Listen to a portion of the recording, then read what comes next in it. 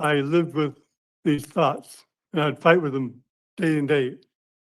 I'd fight not to act on them. Okay. I didn't know how to stop them. I didn't know that they were obsessional thoughts.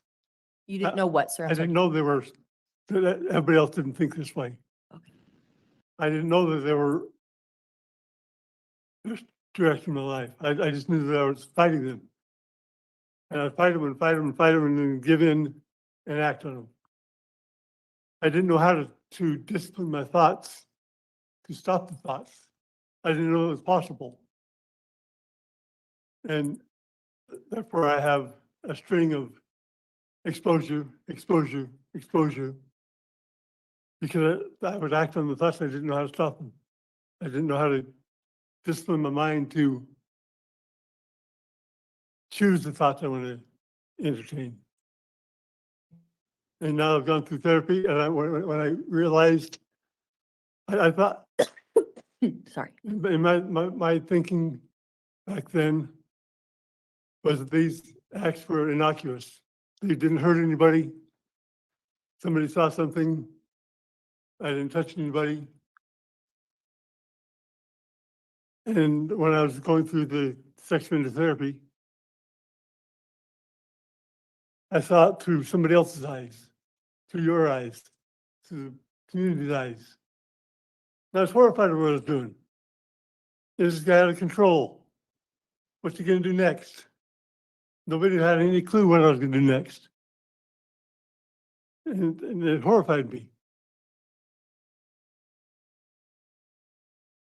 We are about to watch the parole hearing of a Utah man who was sentenced to 2 100-year terms for what he did to little ones. Now, he blames it on a tractor accident that he had when he was 16 years old, a tractor accident that all of a sudden made him have this desire. I'm not going to go over individually your offenses, but do you have any comments about your offenses for which you are currently incarcerated? Just that I'm very sorry for offending them, for causing the harm and fear in the community and the victims. Do you have any insight into your risks of why these offenses occurred? Yes, What do you think your risks are, sir? the risks were uncontrolled thoughts. Can you expand on what you mean on that for me? So I make sure I understand. I would have thoughts of community defense. Okay. It would run through my head all day long, and I'd act on them.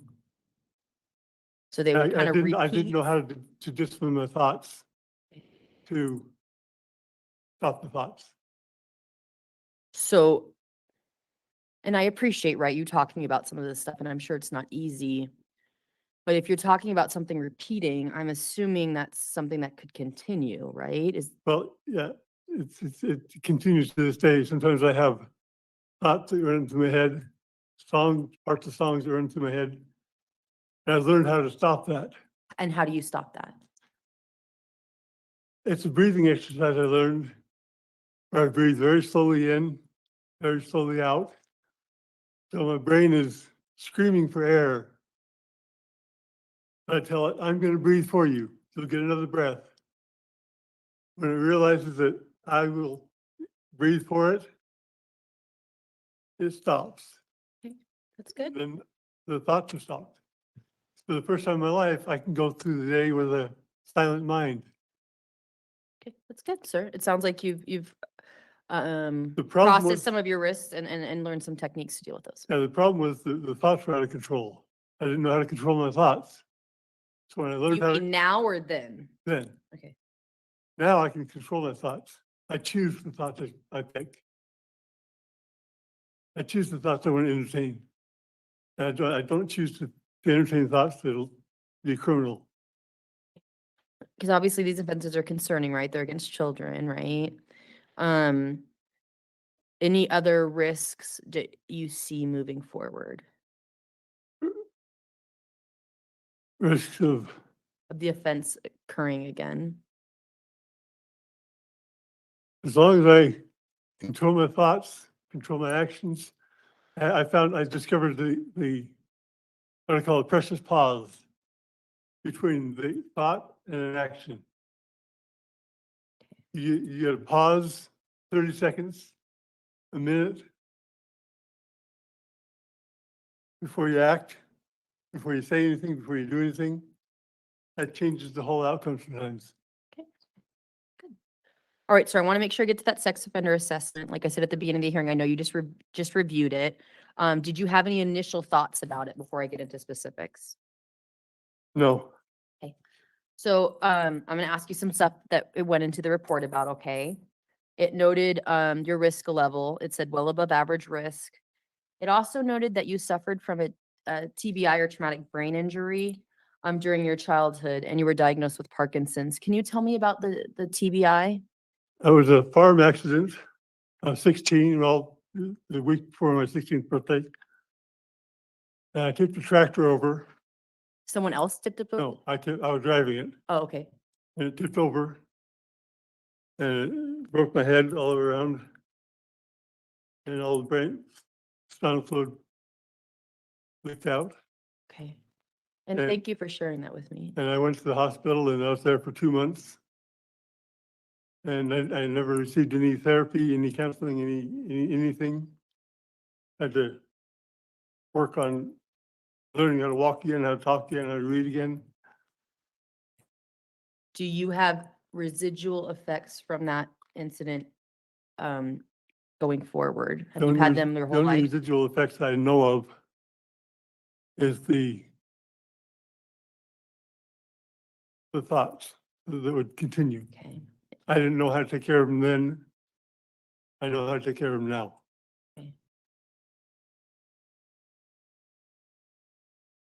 All right, sir. It had some recommendations in that sex offender assessment. It did recommend engaging in building resilience, which should last about 10 to 12 weeks. It recommended that you enroll in Time Out for Men life skills class, and that you focus an area of focus that may include accepting responsibility and accountability, as well as building self-esteem. What do you think of those recommendations? Those are all good recommendations. I tried to find a resiliency class from the last hearing board. They said to find resiliency. And what I found was the emotional resiliency from the LDS church. I took that, completed that. Okay, so I would write the sex offender treatment program, right? So you can get into this specific, it's good that you're taking programming, right? Or classes that you want to take, but in regards to this, if you are ordered by the board to complete this program, make sure that you get into that specific program, right? So, because that's what's been recommended, and if that's what the board orders, of course. Okay. Could I take that to the halfway house? Are you, so this is recommending within the prison. Are you asking if you could do sex offender treatment in the community instead? Yes. And I don't know what the board will do, right? But I can make note that that's what you would like to do. Why would you like to take it in the community versus in prison?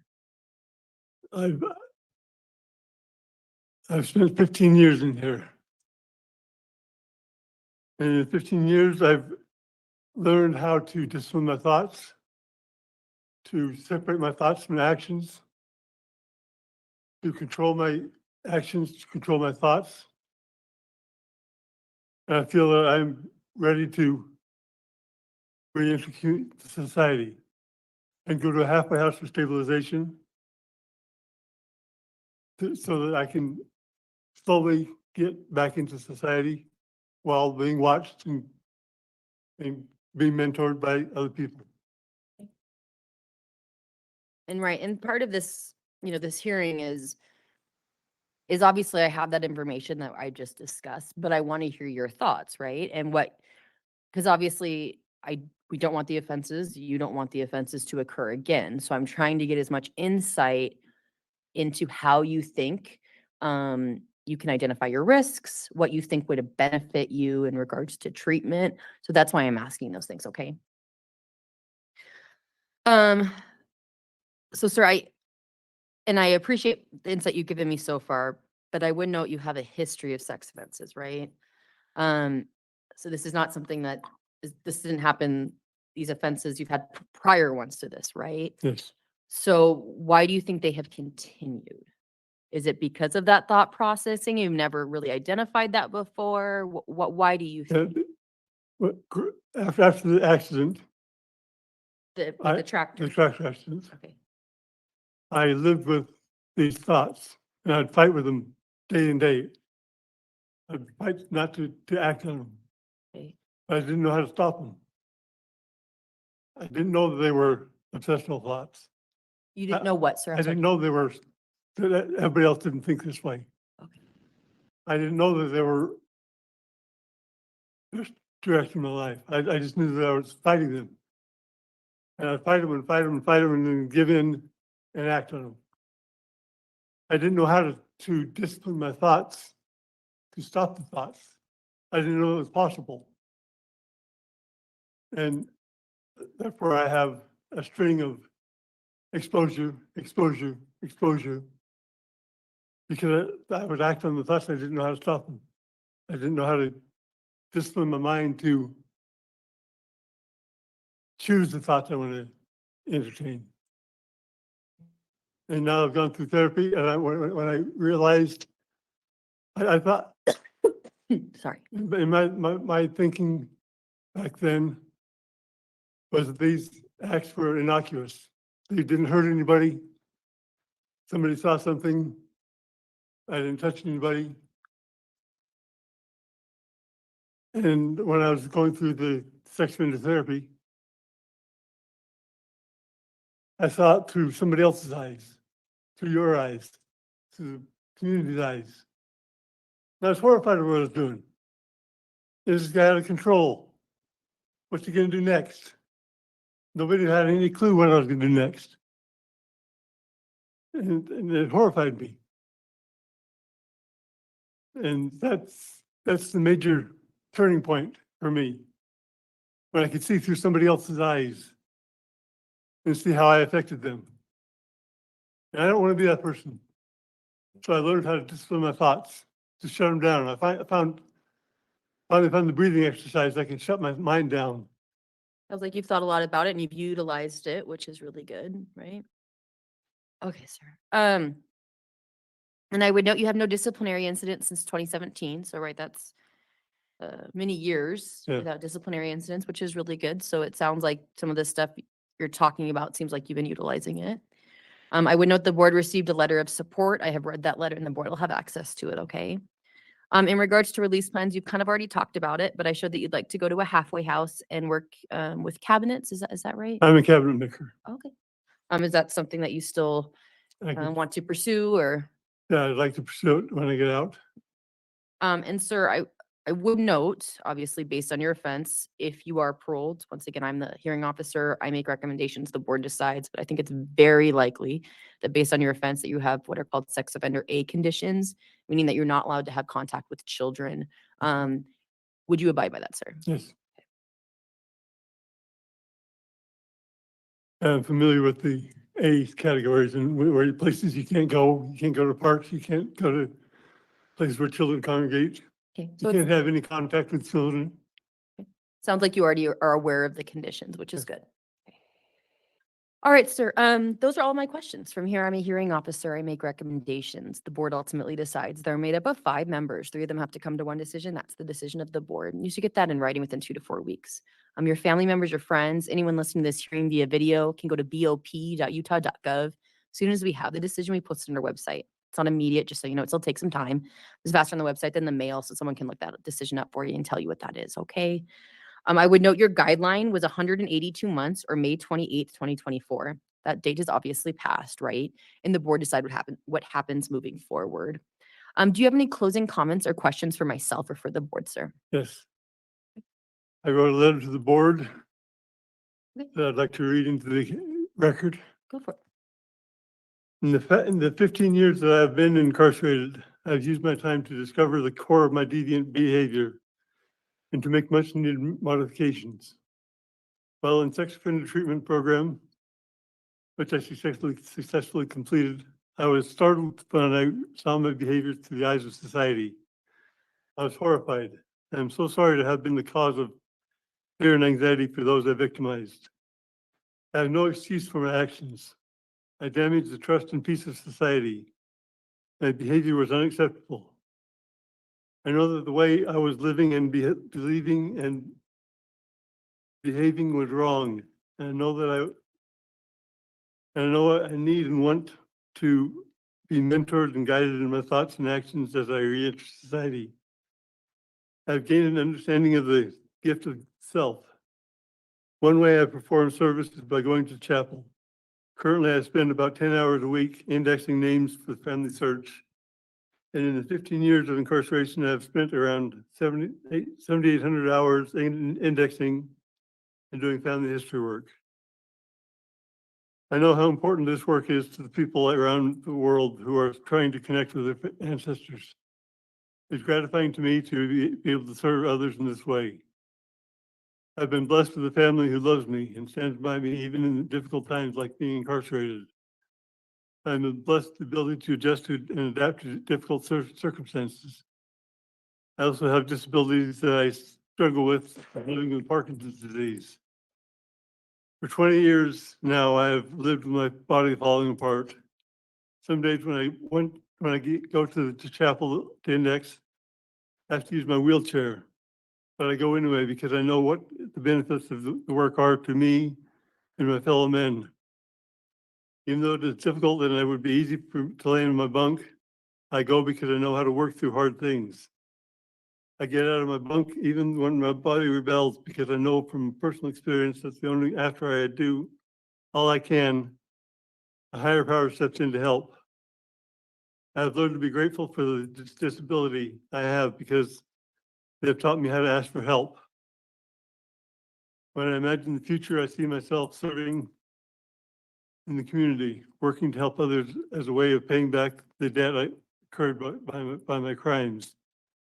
There's a community garden project that grows produce for the food pantries. I would love to be a part of that work, growing food to give to those in need.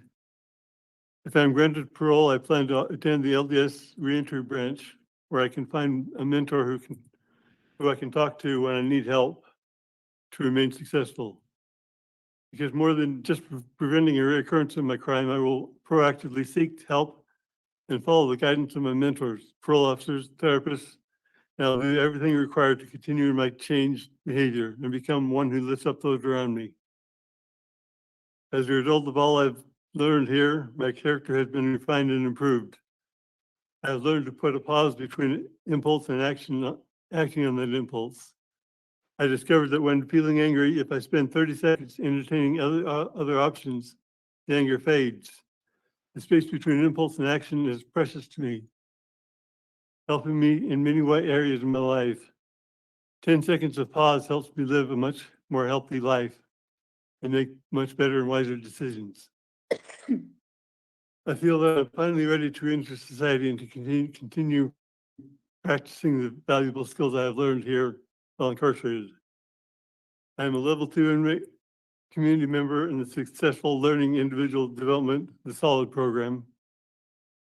I have attended more than 90 seminars, taught more than 10 seminars to the members of the SOLID community, and continue to grow daily. I enjoy living in a place where all who are there are actively gaining new helpful skills like being assertive in challenging situations or to argue a point without taking the argument personal and becoming angry. I'm also in the Captain Your Story program where I am understanding the value of having a passionate vision to guide me in decisions in my life.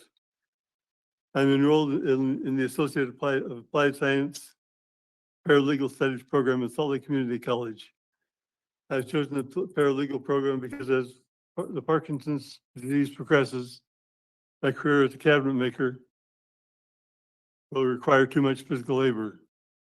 I'm also an active member of the LDS Bear Creek branch, attending institute and indexing during the week and conducting the music for Sunday worship service.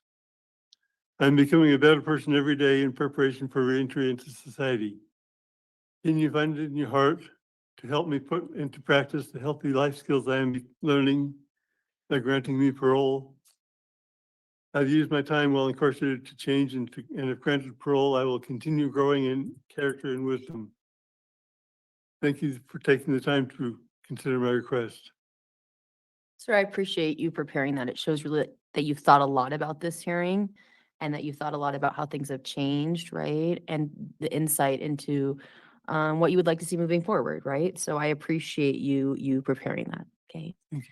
Any other closing comments or questions, sir? No. Okay. Well, I appreciate you attending this hearing. I've made notes of everything we've talked about today. We'll go to conclude. Thank you. Thank you.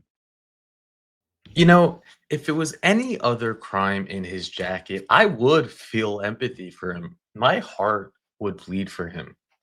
To at 16 have that traumatic accident and then to be suffering by Parkinson's and to all the suffering but I don't have that empathy for someone with that in their jacket. We don't have details of his crimes. We don't even know how many. It seems like he was doing exposure after exposure after exposure, and then it progressed, or he just finally got caught. And it's 2 counts that he was convicted of in 2016, but he said he was in prison for 15 years, so he must have been in jail. 1 count is for aggravated SA of a child. 6-year minimum, 100-year maximum. His full term date, his EOS is 8/12/2115. Then he has the attempted sodomy. 3 years to 100 years, EOS 8/12/2115. And I don't believe the attempted for a second. We know that that's what they do, these DAs. They say, oh, we'll just plea it down. We'll call it attempted. We don't care if you've been doing it for 5 years to that. We don't care. We'll just call it attempted because it's just a child. And I just don't buy it. You don't serve, 15 years in a Utah prison unless it is horrible. They like to put these big sentences up there, the DAs. They like to put it in their press releases. They like to talk, when Sir Richard first found Utah, he said, wow, man, dude, these sentences are tough. But then we quickly found out it's all just a joke. It's all just a joke at the expense of children. Really the expense, it's all the crimes they do that for. How many 500-600-year sentences are we seeing people getting paroled after a couple years?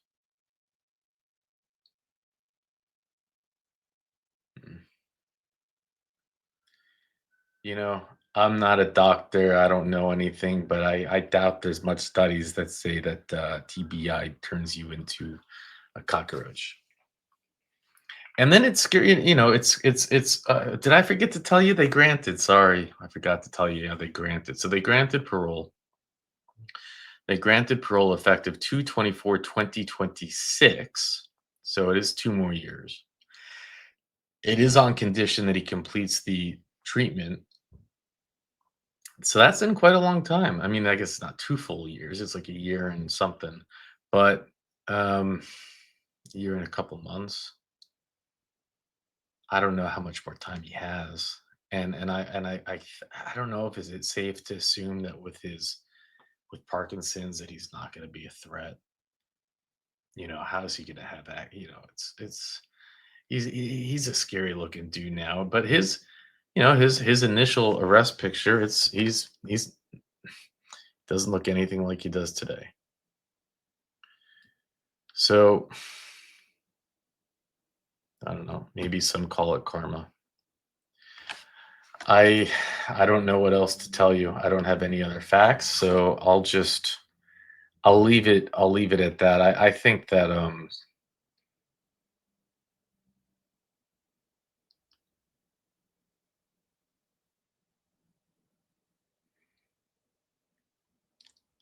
maybe it's just karma.